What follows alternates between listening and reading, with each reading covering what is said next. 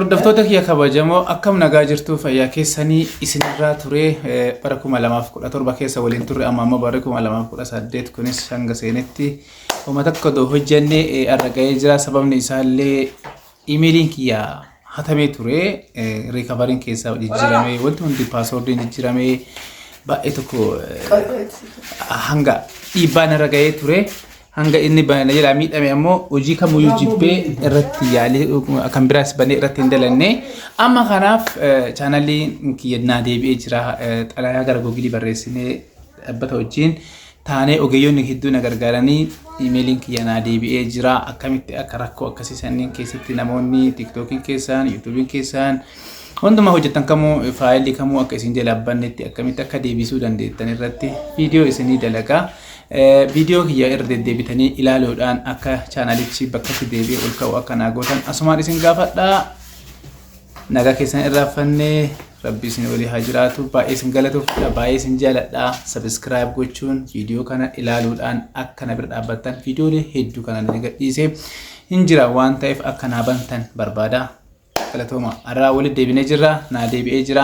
Namni nama cabsuu fi nama kuffisuuf deemu ofii isaatii yoo kuffe malee nama kuffisuu hin danda'u jechuudha. Ani waan namaa hin tunne kiyya immoo namni na beekuuf namni wajjin nyaadhee dhugee namni ani nama kiyya jedhutu na jala balleesse har'a immoo rabbiin galanne haa gahu wanti dharti goddan baatu ka jedhan sanii hin danda'amne harkaa baasnee jirra.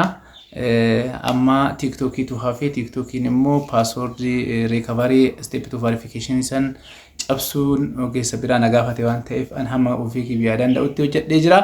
Kanaaf isas immoo akkamitti akka harkaa baasuu yeroo dhiyootti viidiyoo isinii dalagaa waan ta'eef isinitti hima. Kana immoo kan YouTube kana akkamitti akka bifa salphaa ta'een harka namaatii baasnee jennee isiniif viidiyoo dalagaa akkaataa san irratti beekumsa isin barbaachisa.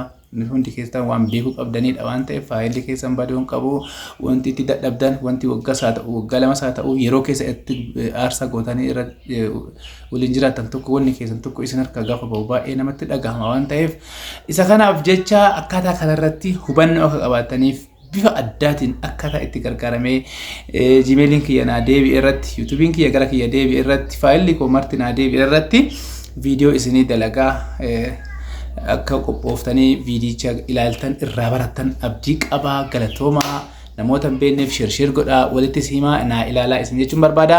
Nagaan naa oolaa.